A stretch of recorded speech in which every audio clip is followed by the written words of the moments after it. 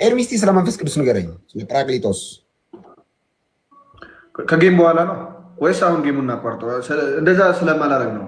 ጌም የተጫወኩ አላወራም። ስለ ይቻላል፣ አቋርጠው። ተባረክና። እሺ አወራን በኋላ ጌም እንጫወታለን ስለ መንፈስ ቅዱስ። እሺ ደስ ይለኛል። እዛ ጋር መዝሙር አለብኝ።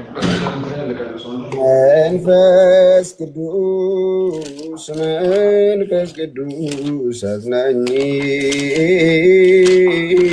መንፈስ ቅዱስ መንፈስ ቅዱስ አቅሜ እሺ እንዳልከች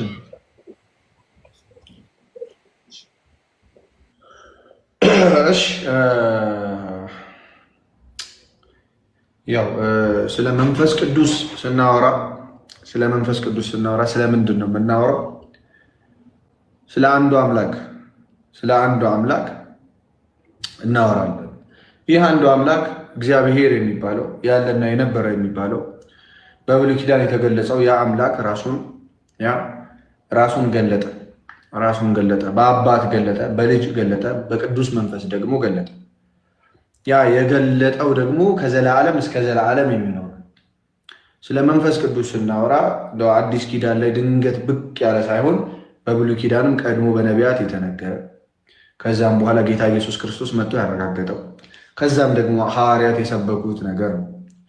ስለ መንፈስ ቅዱስ ስናወራ ስለ እግዚአብሔር አንዱ አካል ስለ አንዱ ግብር እያወራ ነው፣ ወይም ስለ አንዱ ስራ እያወራ ነው።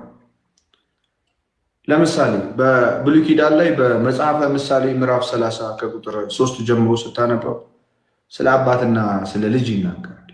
በብሉይ ኪዳን ያው እነዚህ አሁን ያሉት እስራኤላውያን ባይረዱትና ስለ ሥላሴ ያላቸው ምልከታ የተዛባ ቢሆንም ነቢያት ግን ያምኑ ነበር። ለምሳሌ ቀድሜ ስለ ሀሳቡ ለመናገር ያህል ነው። ጋይስ መጽሐፈ ምሳሌ ምዕራፍ 30 ከቁጥር 3 ላይ እንዲህ ይላል፣ ጥበብን አልተማርኩም ቅዱሱንም አላወቅኩም፣ ወደ ሰማይ የወጣ የወረደ ማን ነው? ወደ ሰማይ የወጣ የወረደ ማን ነው? ነፋስንስ በእጁ የጨበጠ ማን ነው? ውሃንስ በልብሱ የቋጠረ ማን ነው? የምድር ዳርቻን ሁሉ ያጸና ማን ነው? ይህን ታውቅ እንደሆነ ስሙ ማን ነው? የልጁ ስም ማን ነው? ይህም የት ነው ያለው? እስራኤላውያን አሁን በያዙት መጽሐፍ ብሉይ ኪዳን ብለን እኛ የምንጠቀመው እኛ ክርስቲያኖች ድንገት ብቅ እንዳለ ማለታችን ቀድሞ የተተነበየን የትንቢት መጽሐፍ እንይዛለን፣ በእጃችን እናምናለን፣ እንቀበላለን። ስለዚህ እግዚአብሔር በአባትነት በልጅነት ነበረ ማለት ነው። በሌላም በኩል በመዝሙረ ዳዊት ላይ መዝሙር 104 ከቁጥር 30 ላይ እንዲህ ይላል፣ መንፈስህን ትልካለህ ይፈጠራሉ፣ የምድርንም ፊት ታድሳለህ። ምን ታደርጋለህ? መንፈስህን ትልካለህ። የእግዚአብሔር ቅዱስ መንፈስ ይላካል። ምን ያደርጋል? ይፈጠራሉ፣ ይፈጥራል። ስለዚህ አብ ነበረ፣ ወልድ ነበር፣ ቅዱስ መንፈስ ነበረ። መቼ? ከዘላለም እስከ ዘላለም። እሺ፣ ከዘላለም እስከ ዘላለም ነበረ። ከዛ ውስጥ ግን ኃይል ስለሆናቸው ስለ ዛሬው ቀን ስናወራ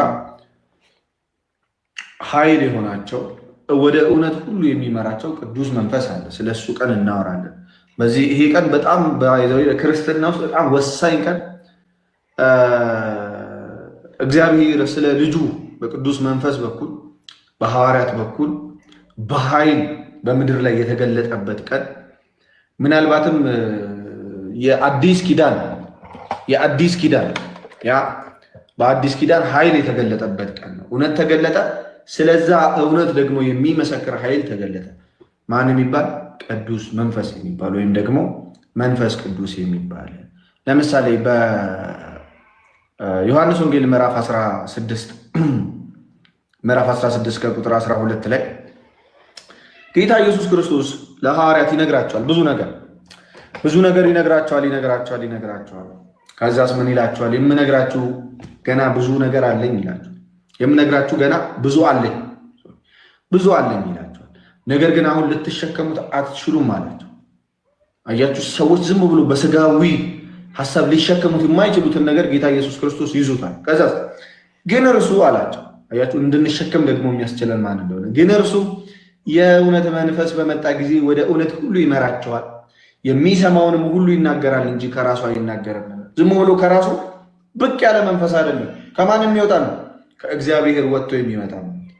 እሺ የሚሰማውን ሁሉ ይናገራል። አካል አለው፣ ምንጭ አለው የሚናገርበት። ዝም ብሎ ብቅ ያለ ነገር አይደለም። ከራሱ አይናገርም። ከራሳቸው የሚናገሩ አሉ፣ ከራሳቸው የሚናገሩ መንፈሶች። የሚመጣውንም ሁሉ ይነግራቸዋል። እርሱ ያከብረኛል፣ ለእኔ ካለኝ ወስዶ ይነግራቸዋል። ለአብ ያለው ሁሉ የእኔ ነው። ስለዚህ ለእኔ ካለኝ ወስዶ ይናገራቸዋል አልሁ ያ ብሎ ይመሰክራል። ስለዚህ ስለ ቅዱስ መንፈስ ይመሰክራል። አሁን እኛ ከማን ነው የምንሰማው ማለት ነው? ስለ ኢየሱስ ከቅዱስ መንፈስ ነው የምንሰማው። አያችሁ፣ ስለ ኢየሱስ ክርስቶስ ከሌላ ቦታ እንሰማለን። ስለ ኢየሱስ ክርስቶስ ለምሳሌ ከሐዋርያት እንሰማለን። ለምን? ሐዋርያት ስልጣን ተቀብለዋል። ስለ ኢየሱስ ክርስቶስ ከሐዋርያት ደቀ መዝሙሮች እንሰማለን። ለምን? ከሐዋርያት እነሱም ስልጣን ተቀብለዋል። መንፈስ ቅዱስ ሾማቸዋል። የሆነ ሰው ግን መጥቶ ኢየሱስ ክርስቶስ አልተሰቀለም ካለ መብትህ ሌላ ያልተሰቀለ ኢየሱስ ክርስቶስ መከተል። ግንስ የተሰቀለውን ኢየሱስ ክርስቶስ ቀድሞ ተነግሯል። በኋላም ደግሞ መጥቶ ራሱ አረጋግጧል። ከዛ ሐዋርያት ደግሞ ሰብከውታል። ስለዚህ ቃል ማነው ስልጣን ያለው? ያ መንፈስ ቅዱስ ነው። ያ መንፈስ ቅዱስ በሐዋርያት ሥራ ምዕራፍ 2 ላይ ይወርዳል። የሐዋርያት ሥራ ምዕራፍ 2 ጀምሮ በዓለ ሐምሳ የተባለውን ቀን በደረሰ ጊዜ ሁሉም በአንድ ልብ ሆነው አብረው ሳሉ ድንገት እንደሚነጥቅ አውሎ ነፋስ ከሰማይ ድምፅ መጣ። ተቀምጠውም የነበሩትን ቤት ሁሉ ሞላው። እንደ እሳት የተከፋፈሉ ልሳኖች ታዩአቸው፣ በእያንዳንዳቸውም ላይ ተቀመጡባቸው። በሁሉም መንፈስ ቅዱስ ሞላባቸው። መንፈስም ይናገሩ ዘንድ እንደሰጣቸው በሌላ ልሳኖች ይናገሩ ጀመረ። ያ ከሰማይም በታች ካሉ ሕዝብ ሁሉ በጸሎት የተኩ አይሁድ በኢየሩሳሌም ይኖሩ ነበረ። ይህም ድምፅ በሆነ ጊዜ ሁሉ ተሰበሰቡ። እያንዳንዱም በገዛ ቋንቋ ሲናገሩ ይሰማ ነበር ስለነበረ የሚሉትን አጡ። ተገርሞም ተደንቆም እንዲህ አሉ፣ እነሆ እነዚህ የሚናገሩት ሁሉ የገሊላ ሰዎች አይደሉምን? እኛ እያንዳንዳችን የተወለድንበትን የገዛ ቋንቋችንን እንዴት እንሰማለን? ብሎ ህዝቡን ሁሉ ከዘረዘረ በኋላ ከዛስ ምን ይላል መሰላችሁ? በማን ቋንቋ እንዳወሩ ይናገራል። ሰዎቹን እዛ ጋር የነበሩት ሰዎችን ከዛስ ምን ይላል? የእግዚአብሔርን ታላቅ ስራ 11 ላይ የእግዚአብሔርን ታላቅ ስራ በልሳኖቻችን የቀርጤስና የአረብ ሰዎች ካለ በኋላ የእግዚአብሔርን ታላቅ ስራ በልሳኖቻችን ሲናገሩ እንሰማቸዋለን። ሁሉም ተገረሙና መንትተው እርስ በእርሳቸው እንጃ ይህ ምን ይሆናሉ። ሌሎች ግን እያፌዙባቸው ጉሽ የወይን ጠጅ ጠግበዋል አሉ። ሁለት ሰዎች አሉ የመንፈስ ቅዱስን ቃል ሰምተው አንዳንዶቹ ሰካራም የሚሉ አሉ። አንዳንዶቹ ደግሞ የመንፈስ ቅዱስን ቃል እየሰሙ የሚደነቁ በታምሩ የሚደነቁ ሰዎች አሉ። ስለዚህ መንፈስ ቅዱስ በኃይል ራሱን ገለጠ። መንፈስ ቅዱስ በኃይል ራሱን ከገለጠ በኋላ በሰዎቹ ላይ ተቀምጦ ሰበከ። ሲሰብክ ደግሞ ባይዘው መንፈስ ቅዱስ በጣም የሚገርመው ማንን ምን መስበክ እንዳለበት ያውቃል። ማንን ምን መስበክ ብቻ ሳይሆን እንዴት መስበክ እንዳለበት ጭምር ተናግሯል ያውቃል። በጣም የሚገርመው መንፈስ ቅዱስ በጴጥሮስ ሆኖ ሲናገር ለአይሁዳውያን ቀጥታ ዝልል ብሎ ምን አላደረገም። በቃ ኢየሱስ ክርስቶስ አምላክ ስለሆነ ይሄ በብሉይ ኪዳን የምታመልኩት አምላክ ኢየሱስ ነው ብሎ አይደለም የጀመረው ንግግሩ። እንዴት ቢነግራቸው ሊረዱት እንደሚችሉ ያውቃል። ስለዚህ ልክ ጌታ ኢየሱስ ክርስቶስ ለአይሁዳውያን ይናገር እንደነበረው ቀድሞ ያ ክርስቶስ ይዞት የመጣው ቃል እውነት መሆኑን ክርስቶስ ይዞ የመጣው ቃል እውነት እንደሆነ ነው ማረጋገጫ የሰጣቸው። እንዲህ ይላል፣ ነገር ግን ጴጥሮስ ከ11 ጋር ቆመ፣ ድምፁን ከፍ አድርጎ እንዲህ ሲል ተናገራቸው። አይሁድ በኢየሩሳሌምም የምትኖሩ ሁላችሁ ይህ በእናንተ ዘንድ የታወቀ ይሁን፣ ቃሎቼንም አድምጡ። ለእናንተ እንደመሰላችሁ እነዚህ የሰከሩ አይደሉም፣ ከቀኑ 3ኛ ሰዓት ነውና። ነገር ግን ይህ በነቢዩ ኢዩኤል የተባለው ነው። እግዚአብሔር ይላል፣ በመጨረሻው ቀን እንዲህ ይሆናል፣ ሥጋ በለበሰው ሁሉ ላይ ከመንፈስ ያፈሳለሁ። ወንዶችና ሴቶች ልጆች ትንቢት ይናገራሉ፣ ጎበዞቻችሁም ራእይ ያያሉ፣ ሽማግሌዎችም ሕልም ያያሉ። ደግሞም በዚያች ወራት በወንዶችና በሴቶች ባሪያዎቼ ላይ ከመንፈስ ያፈሳለሁ፣ ትንቢትም ይናገራሉ። ድንቆችን በላይ በሰማይ ምልክትንም በታች በምድር እሰጣለሁ።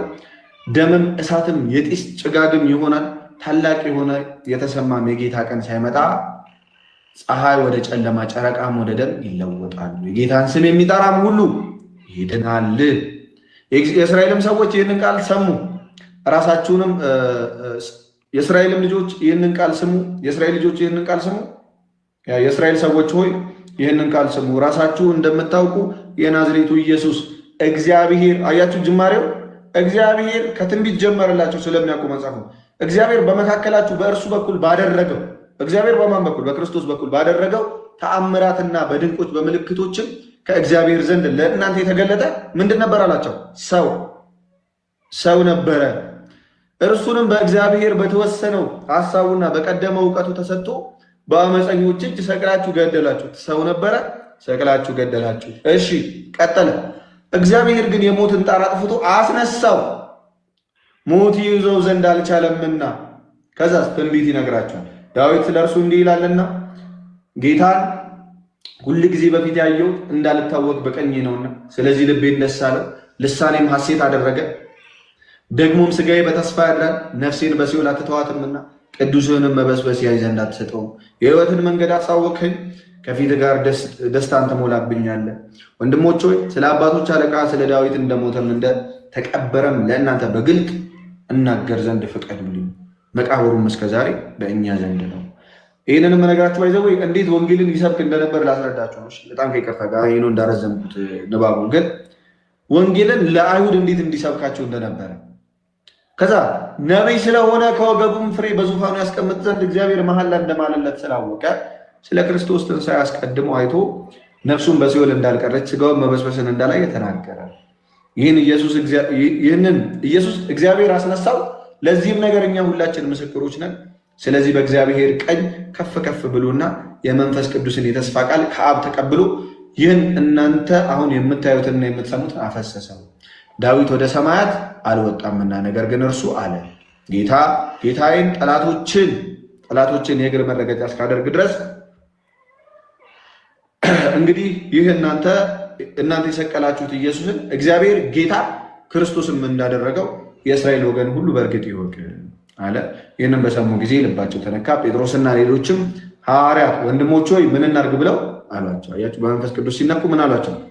ምን እናርግ ብለው አሏቸው። ጴጥሮስም ንስሐ ግቡ፣ ኃጢአታችሁ የሚሰረይ ዘንድ እያንዳንዳችሁ በኢየሱስ ክርስቶስም ተጠመቁ፣ የመንፈስ ቅዱስ ስጦታን ትቀበላላችሁ።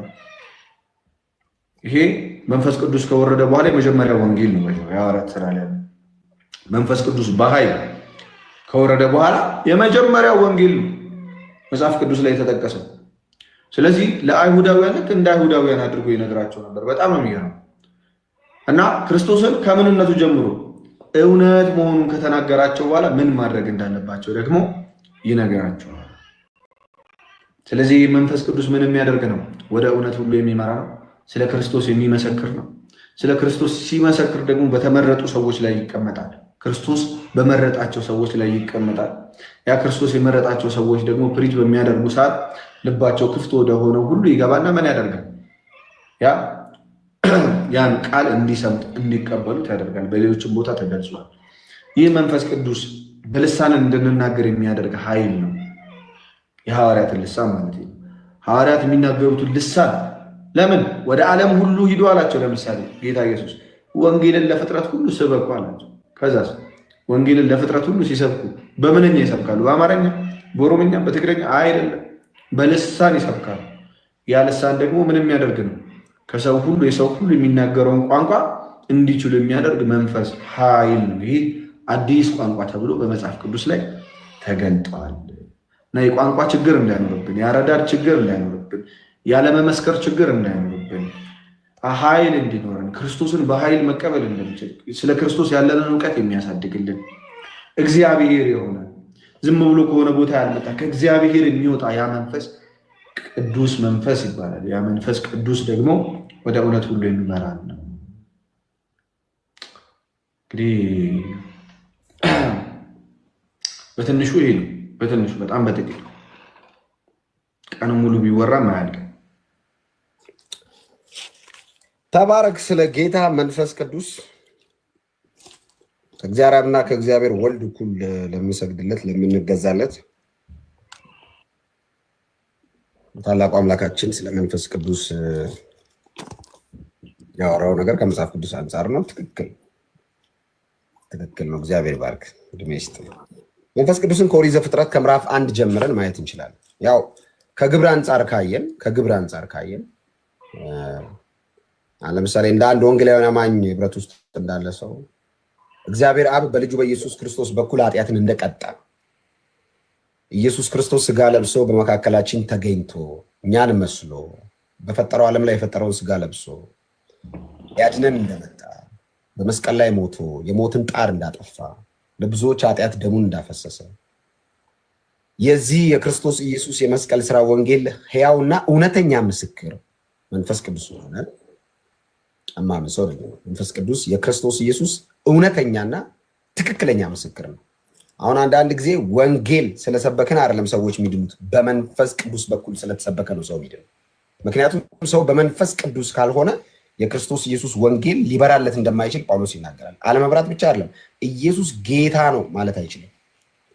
መንፈስ ቅዱስ የክርስቶስ ኢየሱስ ትክክለኛ ምስክር ነው። ቅድም አንተ የጠቀስከው አንድ የመጽሐፍ ቅዱስ ክፍል አለ። ትክክለኛ የመጽሐፍ ቅዱስ ክፍል ዮሐንስ ወንጌል ምዕራፍ 16 ላይ በጣም እምወደው ክፍል፣ ሁሌም ባነበብ ቁጥር በጣም ደስ የሚለኝ እሱ ክፍል እና ጌታ መንፈስ ቅዱስን ይበልጥ ደግሞ ቅርባችን እንደሆነ ነው የሚናገረው እና እንደዚህ ይላል። ጌታ ራሱ ነው ያወራው እና ከስንት ጀምሮ ላንብብ መሰለህ? ከ6 ጀምሮ ላንብብ። ነገር ግን ይህን ስለተናገርኳችሁ ሐዘን በልባችሁ ሞልቷል። እኔ ግን እውነት እነግራችኋለሁ፣ እኔ እንድሄድ ይሻላችኋል አለ ጌታ ኢየሱስ። ለደቀ መዛሙርቱ ነው የሚለው። እኔ እሄዳለሁ አለ። መሄድ ብቻ ሳይሆን ይሻላልም ጭምር። እኔ ብሄድ ይሻላል አላቸው እና እኔ ባልሄድ አጽናኙ ወደ እናንተ አይመጣም። እኔ ብሄድ ግን እርሱን እልክላችኋለሁ። እርሱ መጥቶ ስለ ኃጢአት፣ ስለ ጽድቅ፣ ስለ ፍርድም ዓለምን ይወቅሳል። አሁን የመንፈስ ቅዱስ ከመጣ በኋላ የመጀመሪያው ስራው ምንድን ነው? ጌታችን ስለ መንፈስ ቅዱስ ያወራል። ስለ ኃጢአት፣ ስለ ጽድቅና ስለ ፍርድ ዓለምን ይወቅሳል። ኃጢአት ምንድን ነው? ጌታ ራሱ ነው የሚያብራራው ይሄንን። እኔ ብሄድ ግን እርሱን እልክላችኋልና እርሱም መጥቶ ስለ ኃጢአት፣ ስለ ጽድቅም ስለ ፍርድም ዓለምን ይወቅሳልና ኃጢአት በእኔ ስለማያምኑ ነው። አሁን ኃጢአት ማለት የመጀመሪያው በጌታ በኢየሱስ ክርስቶስ አለማመን።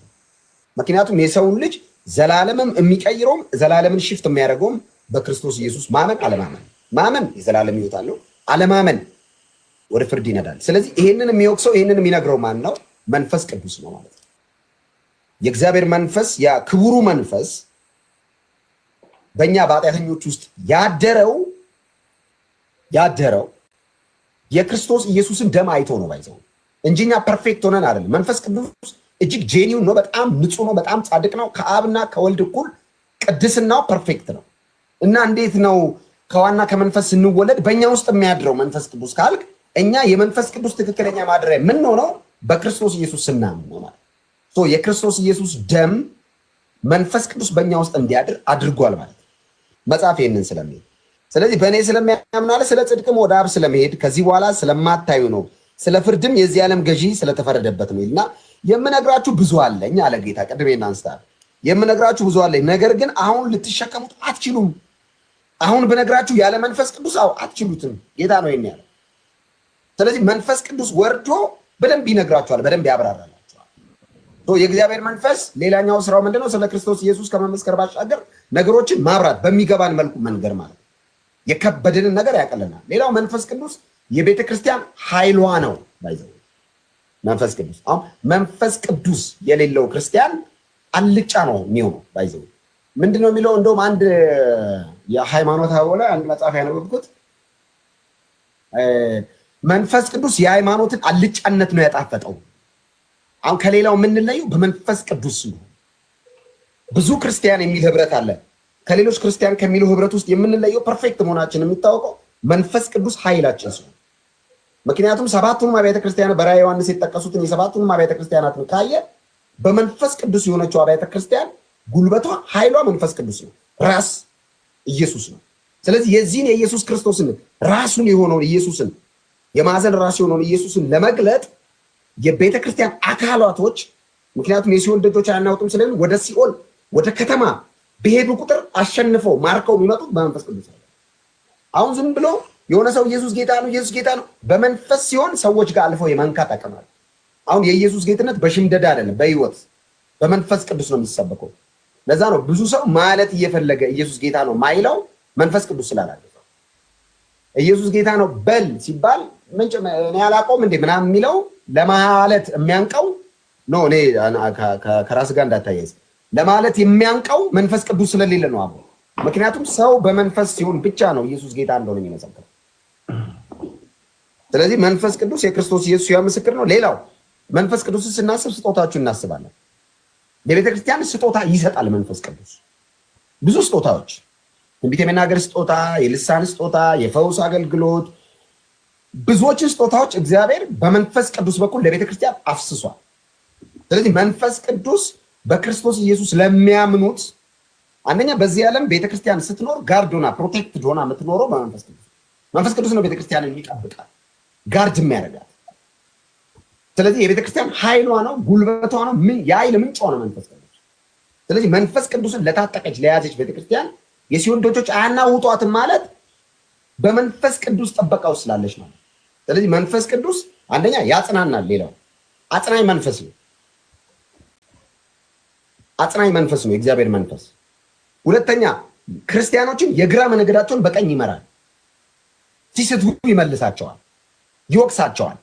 ስለ ኃጢአት ይወቅሳል ብሏል ቅድም ራሱ ጌታ ኢየሱስ ክርስቶስ። ስለዚህ ይሄ ከእግዚአብሔር አብና ከእግዚአብሔር ወልድ እኩል የምንሰግድለት፣ የምንገዛለት፣ የምንንበረከክለት እግዚአብሔር መንፈስ ቅዱስ በክርስቶስ ኢየሱስ ከመስቀል ስራ በኋላ መንፈሴን ሁሉ በኋለኛው ዘመን በስጋ ለባሽ ሁሉ አፈሳለሁ የተባለው ትንቢት ይፈጸም ዘንድ ጌታ መንፈስ ቅዱስ ወርዶልናል ማለት ነው።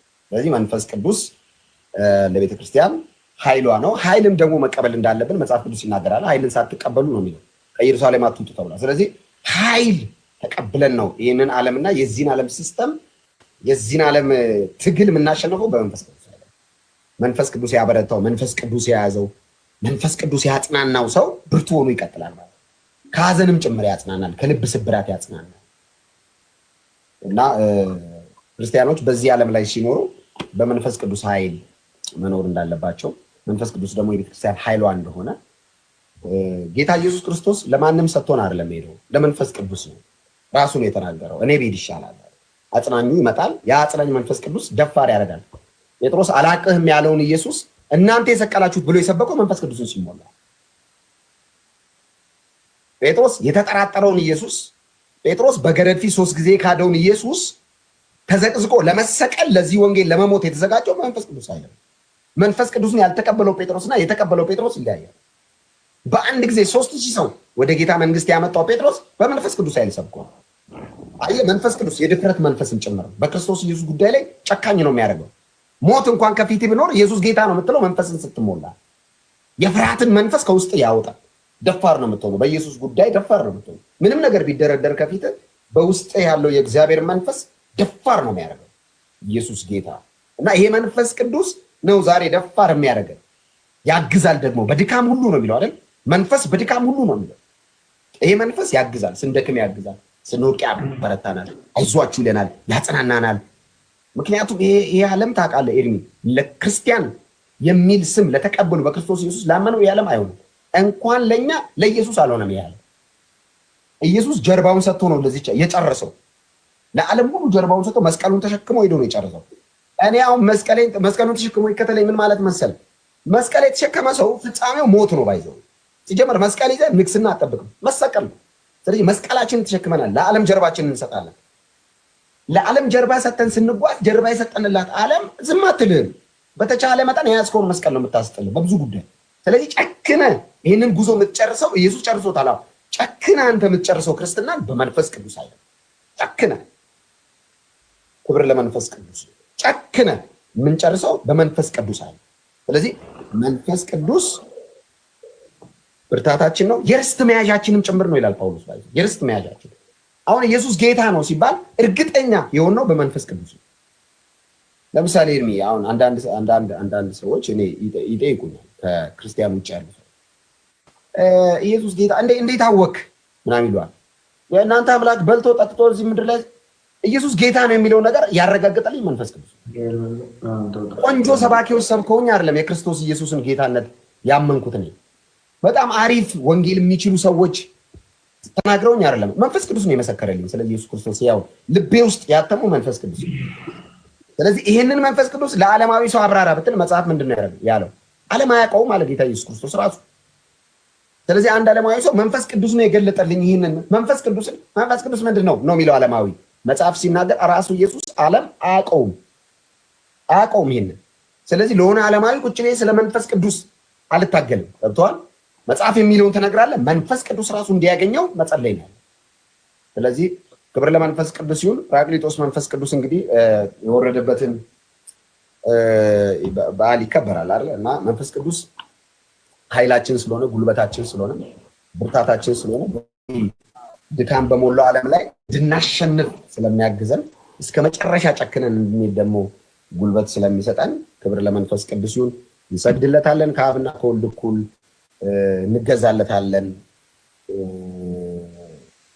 እግዚአብሔር መንፈስ የእውነት መንፈስ ነው፣ የሚያጽናና መንፈስ ነው፣ የርስት መያዣችን ነው።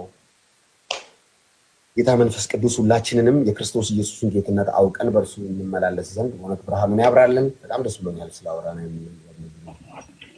ቀጣይ ደግሞ ደስ ብሎኛል እንዳልክ አንዳንድ ነገሮች ለመናገር ያህል አሁን ልክ አፕሪሼት ላይክ በቃ የምትናገረው ነገር እኔ አፕሪሼት አደርጋለሁ። እንዳልካቸው ሰው ስለ ጌታ ሲመሰክር ስለ ጌታው ባይዘው ስለ ጌታው ብቻ ሳይሆን ስለ ጌታው ራሱ ነው። አንድ ሰው ታውቃለህ፣ እኔ ፐርሰናሊ አንድ ሙስሊም መጥቶ ስለ ጌታው የሆነ ነገር ሲናገር ጆሮዬ ክፍት ነው የሚሆነው። ለምን መሰለህ? በጣም በየዋህነት የሚናገር ከሆነ አምላኩን በመውደድ የሚናገር ከሆነ ለአምላኩ ካለው ክብር የሚናገር ከሆነ በጣም በደስታ ለመስማት ዝግጁ ነኝ። እኔንም ሀሳብ ለመስጠት ዝግጁ ነኝ። በክፋት የሚናገር ከሆነ ግን ደስ አይልም። ዝም ብሎ አንዱ ይመጣና መጽሐፍ ቅዱስ ላይ እንደዚህ ይለኛል። ኦኬ ታምነዋለህ? አላምነውም።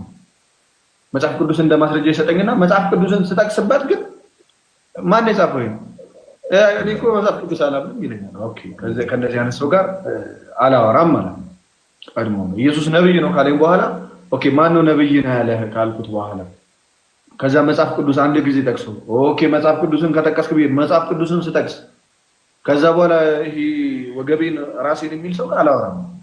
መጽሐፍ ቅዱስን ወይ አትንካ፣ ከነካህ ደግሞ ተቀበል። የኢየሱስ ቃል መጽሐፍ ቅዱስ ላይ ስላለ ኢየሱስን ስበኩ የተባሉት ሐዋርያት ስለሆኑ የትም ሀገር ሰው ይዘው ይሰበክ አልተባለም። ያለ ፈቃድ ያለ መንጃ ፈቃድ ስትነዱ እንደምትቀጡት እንደዛው ያለ ፈቃድ ነው ይዘው ኢየሱስ ሌላ ሰው መጥቶ ስለ ኢየሱስ የሚሰብክ ማለት ነው። ከየት እንደመጣ ማናውቅም። ባይዘው ስለ ኢየሱስ የሚነገረው ነገር ኤኒዌይስ ግን ምን አለ መሰለህ አንድ ነገር ለማጥራት ያህል ነው። እኛ አሁን ለምሳሌ ክርስቲያኖች ኦርቶዶክሶች ካየ ብዙ ጊዜ አንድ ፕሮቴስታንት ወይም ደግሞ ሌላ ሰው መጥቶ ኢየሱስ ጌታ ነው በሉ እስኪ ሲለን አንተ እስኪ በሉ የሚለን ማለት ነው። እንደው በጣም በፍቅርና በየዋህነት ነው የምንነግርህ። እሺ በጣም በፍቅር በጣም በክብር ጌታ በሚያውቅ እሺ በእንትንና አሁን ክርክር ፈልጌ ምናምን አለ እኔ የክርስቶስ ኢየሱስ ጌትነትን በተመለከተ ብትል ታተርፋለህ፣ ባትል ይጎልብሃል። እንደዛ ነው። እኔ ምልበት ሰዓት አለ ማለበት ሰዓት ምልበት ሰዓት ግን ሁሌ ነው የምለው። እኔ አሁን ጠዋት ማታ ችግር የለም በል የኔን አዳምጠኝ። አየህ የኔ ሀሳብ ዲስትራክት አታድርግ። እኔ አሁን ኢየሱስ ጌታ ነው የምለው ለመሰክር ነው እንጂ አፌ ላይ ዝም ብሎ ለምዶብኝ አለ ለመሰክር ስለ አሁን ለምሳሌ አንድ ሰው በኢየሱስ ጌትነት የማያምን ሰው መጥቶ ስለ ኢየሱስ ጌትነት ጥያቄ ሲያነሳ እናገራለን። ሐዋርያት እንደዛ ነው ያደረጉት። ሐዋርያት እኮ ሰይፍ ተይዞባቸው እኮ ነው ኢየሱስ ጌታ ነው ያለው። ለምን መሰለህ? በመንፈስ ካልሆነ በቀር የሚል ኢየሱስ ጌታ ነው እኮ። ለምሳሌ እንዳልከኝ ታውቃለህ፣ በስላሴ የማያምኑ ሰዎች ኢየሱስ ጌታ ነው እንደሚሉ ታውቃለህ። ስለዚህ የመንፈስ ቅዱስ አካልነት ታውቁ ኢየሱስ ጌታ ነው ግን ይላሉ። አያው በመንፈስ ካልሆነ ሲባል ምን ማለት ነው? ሰይፍ አለ ፊት ለፊታቸው። ቄሳር ጌታ ነው ይባላል። በዛ ሰዓት ንጉስ ይመለካል። ከዛስ ፊት ለፊታቸው ሰይፍ ይዘው ኢየሱስ ጌታ ነው ማለት ያስገድላቸዋል። ስለዚህ በመንፈስ ቅዱስ ካልሆነ እንዴት ሰው ደግሞ ሞት ፊት ኢየሱስ ጌታ ነው ሊል ይችላል? አይችልም። ስለዚህ ማንም ሰው በመንፈስ ካልሆነ በስተቀር ምን አለ በመንፈስ ቅዱስ ካልሆነ ኢየሱስ ጌታ ነው ሊሆን ይችላል። ከዛ ቀጠል አድርጎ ግን እንደዛ ብቻ አይደለም የሚለው ኢየሱስ ጌታ እንደሆነ በልብህ ብታምን እግዚአብሔርም ከሙታን እንዳስነሳው በአፍህ ብትመሰክር ትድናለህ። አሁንም ኢየሱስ ጌታ ነው ብሎ የሚያምን ግን ደግሞ በአፉ የማይመሰክር አለ። ምን አይነት ሰው? ሞትን የሚፈራ በዛ ሰዓት ኢየሱስ ጌታ ነው የሚሉ ሰዎች እየተሳደዱ ልክ እንደነ ቅዱስ ጳውሎስ ይታረዳሉ፣ እንደነ ቅዱስ ጴጥሮስ ተዘግዝቀው ይሰቀላሉ፣ ይታሰራሉ፣ ይንገላታሉ። ኢየሱስ ጌታ ነው የሚለው ቃል ካመኑ በኋላ ግን ምን ያደርጋሉ? በአፋቸው ግን ለመመስከር ይፈራሉ። ስለዚህ ያ መንፈስ ቅዱስ በውስጣቸው አልተቀበሉትም፣ አልነገሰም ማለት ነው። ስለዚህ በልባቸው አምነው ግን በአፋቸው ካልመሰከሩ አይድኑም። ስለዚህ ከዚህ አንፃር ልክ ቅዱስ ጴጥሮስ ምን ብሎ ነው የጀመረው? ለአይሁዳውያን ሲሆን እናንተ የሰቀላችሁትን አለ አይደል?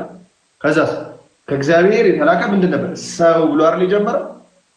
ልክ እነሱ በሚገባቸውና ሊረዱት በሚችሉት መንገድ ነው ወንጌልን ሲሰብክ ነበር።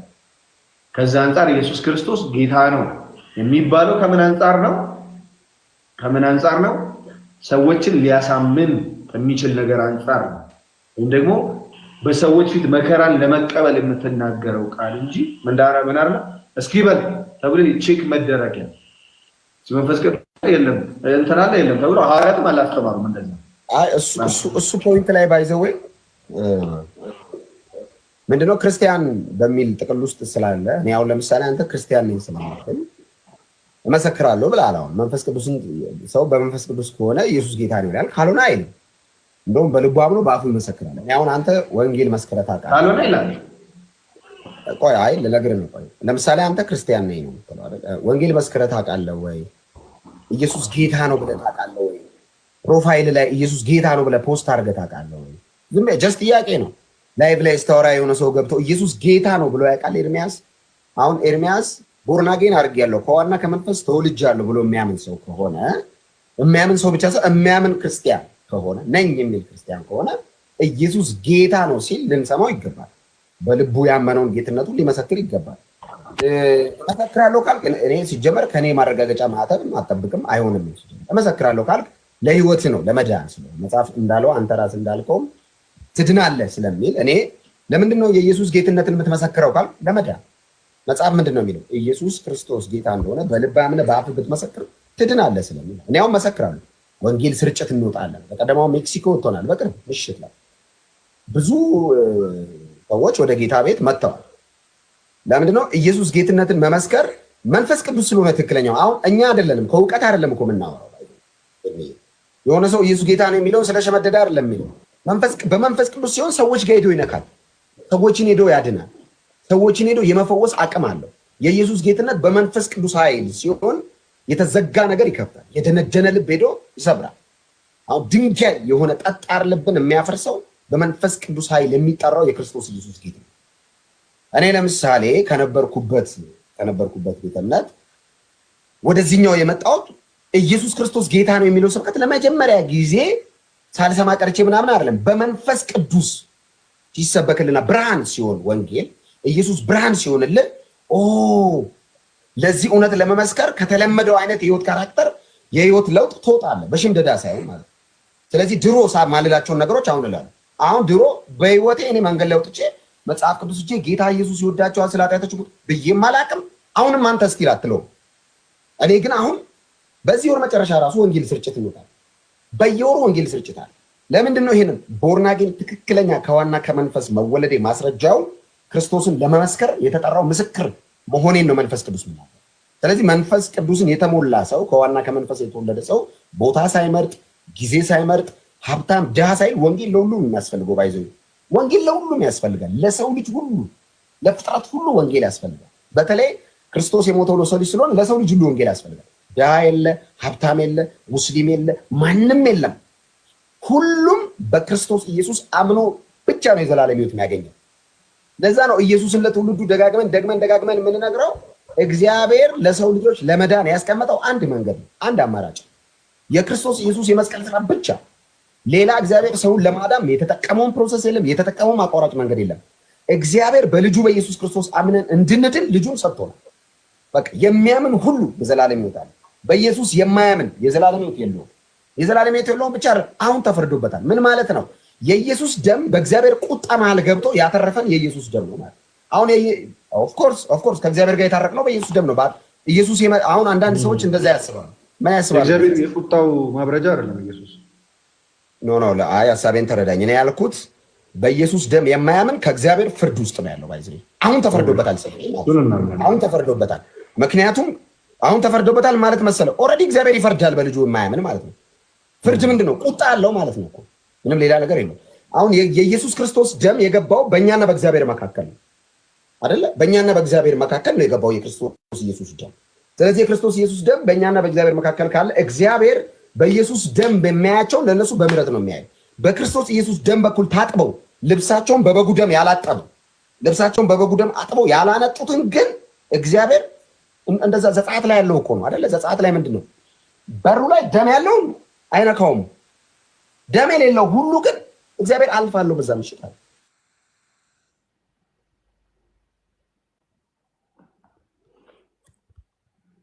እሺ ጋይስ እኔ ጋር ነው ኔትወርኩ ወይስ እሱ ጋር?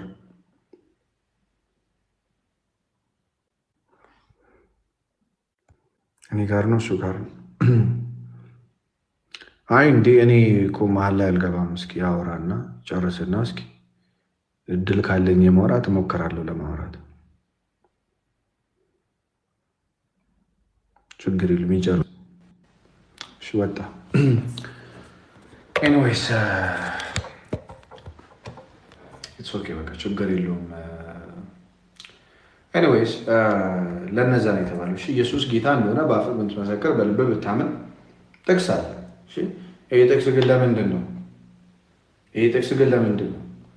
ክርስቶስ ጌታ ነው ማለት የሚያሳርድ ሲሆን ነው እንጂ እንደዚህ ዝም ብሎ ለፉክክር አያለም። ባይዘው እዛው ክርስቲያንና ክርስቲያን ኢየሱስ ጌታ ነው ኢየሱስ ጌታ ነው እየተባባሉ አያወሩም። ባይዘው ሐዋርያት እስኪ አንድ ቦታ ካለ ታመጡልኛላችሁ ወንድሞች። በጣም በፍቅር በቀኝ እጅ በጣም በፍቅር ነው ክርስቲያንና ክርስቲያን ሐዋርያትና ሐዋርያት ኢየሱስ ጌታ ነው ኢየሱስ ጌታ ነው የተባባሉበት ቦታ ካለ በጣም በፍቅር አምጡልኝ ጥቅስ። እሺ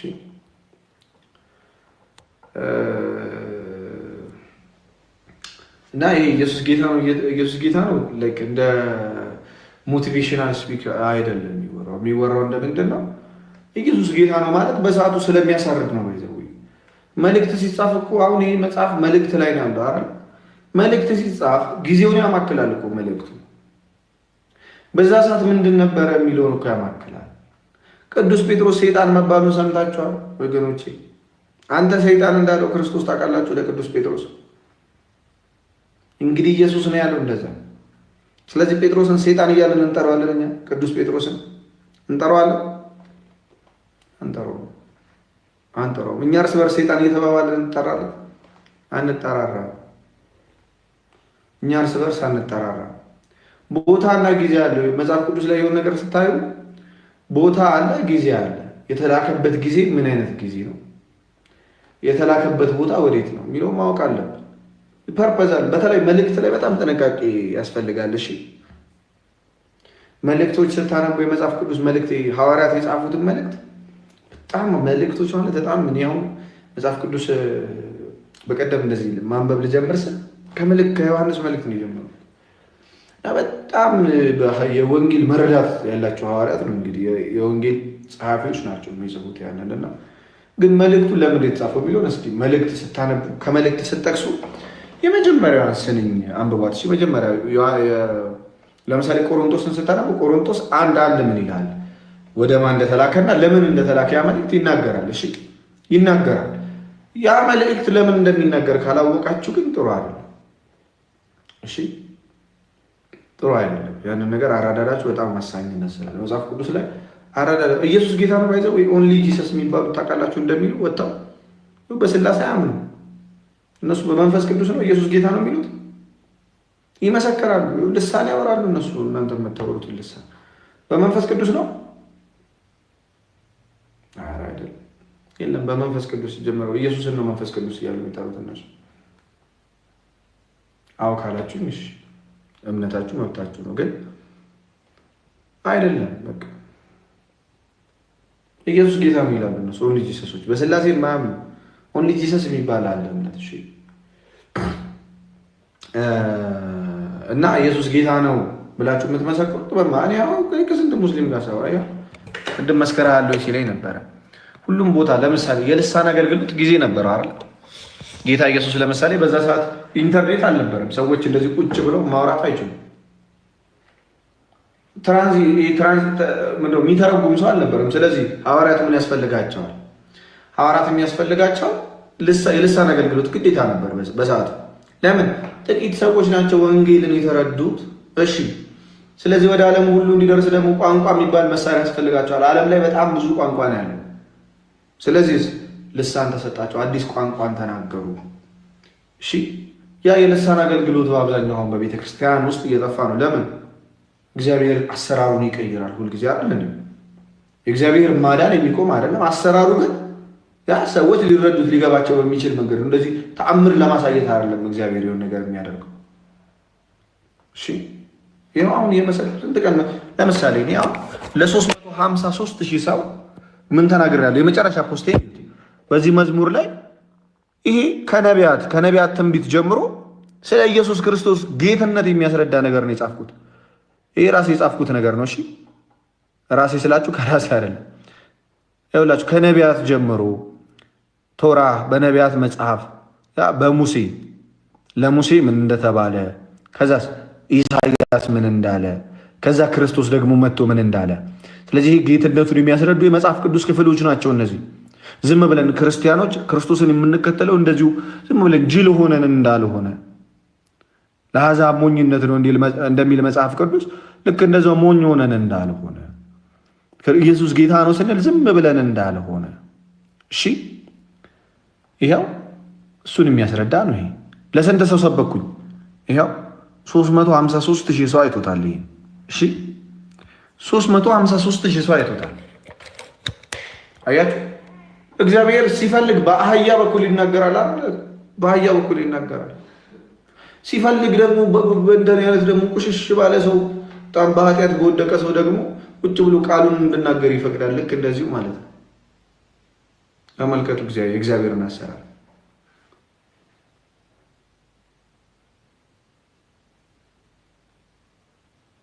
እግዚአብሔር አሰራር ድንቅ እኮ ነው።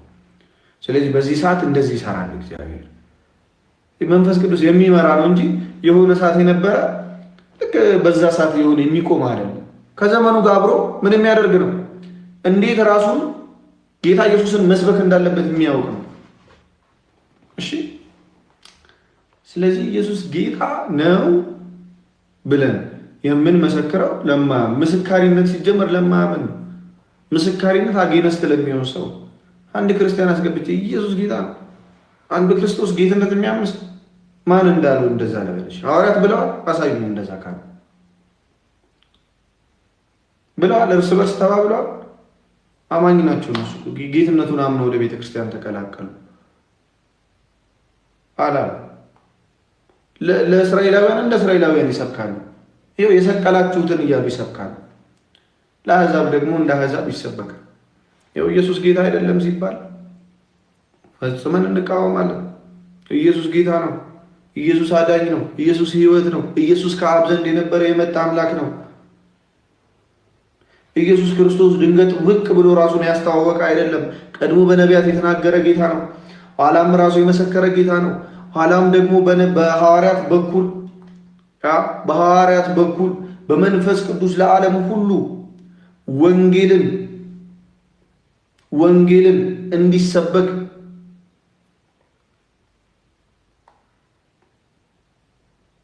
ማረጋገጫ ያለው ዝም ብሎ ድንገት ያልመጣ ጌታ ኢየሱስ ሲናገር ምን ይላል? እኔ በአባቴ ስም መጥቼ አልተቀበላችሁኝም፣ ሌላው በራሱ ስም ሲመጣ ተቀበሉታላችኋል።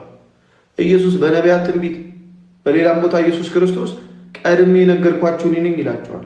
ዮሐንስ ወንጌል ላይ ቀድሜ ነገርኳችሁ እኔ ነኝ ይላቸዋል። ማነስ ቀድሞ በነቢያት ተናግሮ ኋላም በአባቱ ምስክርነት ከሰማይ ድምፅ አሰምቶ የምወደው በእርሱ ደስ የሚለኝ ልጄ ይህ ነው ብሎ በቅዱሱ ተራራ ላይ ተናግሮ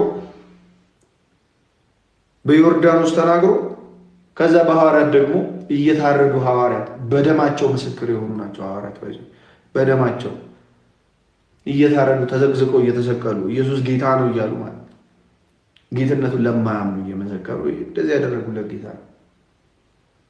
እሺ ለአይሁድ ሲሰበክና ግን በጣም በፍቅር ለአይሁድ ሲሰበክና ለአሕዛብ ሲሰበክና ለአንድ በክርስቶስ ለሚያምን ሰው ሲሰበክ ተመሳሳይ አይነት ስብከት አይሰበክም። እዛ ነው ባይዘው በክርስቶስ በመጽሐፍ ቅዱስ እናምናለን ከሚሉ ሰዎች ጋር ስናወራ በተቻለ መጠን ምንም እናደርገው ጌትነቱ ላይ አንጨቃጨቅ፣ ግን ትምህርቱ ላይ ግን እንነጋገራለን። ግዴታ ነው። አያችሁ ኢየሱስን ማመን እንደሚያድን እናምናለን። ግን ደግሞ ምን ብሎ ማመን ያድናል? አንደኛው ይመጣና ምን ይላል? አይ ኢየሱስ ክርስቶስ እኮ ያ ለምሳሌ በሐዋርያት ሥራ ምዕራፍ 2 ላይ ንስሐ ግቡ ኃጢአታችሁ የሚሰረይ ዘንድ እያንዳንዳችሁ በኢየሱስ ስም ተጠመቁ ይላል። ስለዚህ ጌታ ኢየሱስ ክርስቶስ በደሙ ያደረገው ጥምቀት ለኃጢአት ስርየት ይሆናል ሲል፣ አንደኛው ደግሞ ጥምቀት የሚባለውን ብቻ ይችል ይወስድና ይኸው ጥምቀት ያድናል ማለት ከኢየሱስ ውጭ ሌላ አዳኝ አለ ማለት ነው። አንደኛው ብድግልና ኢየሱስ ጌታ ነው እያለ ከሰበከ በኋላ ብለህ ጆሮ ከሰጠው በኋላ ይመጣና ኢየሱስ ክርስቶስ እኮ አብ ነው መንፈስ ቅዱስም ነው ይላል። አንደኛው ደግሞ ይመጣና ልሳን ብሎ ስለ እግዚአብሔር ቃል ስለ መንፈስ ቅዱስ ካወራልህ በኋላ ልሳን ማለት እኮ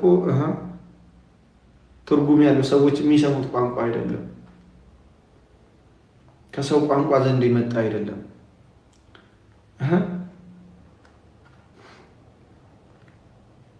አሁን እኛ የምንናገረው ልሳን ነው ይላል። በጣም እንገረማለን።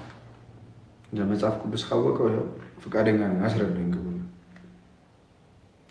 አሁን የሚወራው ልሳን በመጽሐፍ ቅዱስ የሚታወቅ ከሆነ ይኸው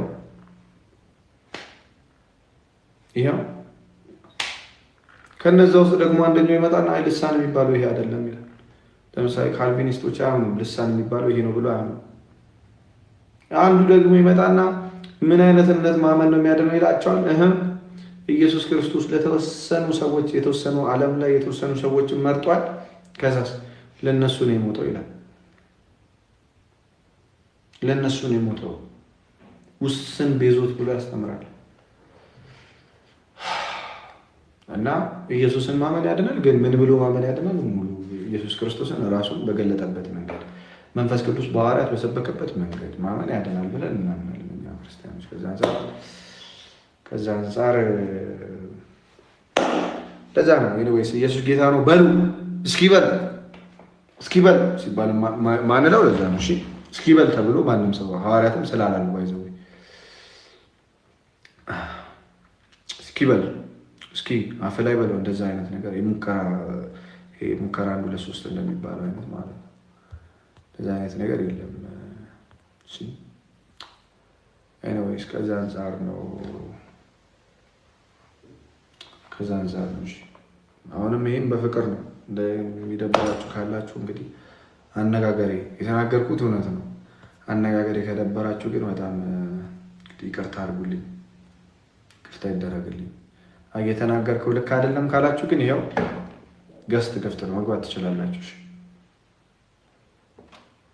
ይኸው ገስት ክፍት ነው መግባት ትችላላችሁ። አሁን ከተናገርኩት ውስጥ አንድ ስህተት ካለ ያው በመጽሐፍ ቅዱስ አስረግጠን እንናገር። የዚህ ጋር ስህተት ነው የምትሉ ካላችሁ ይኸው ገስት ክፍት ነው።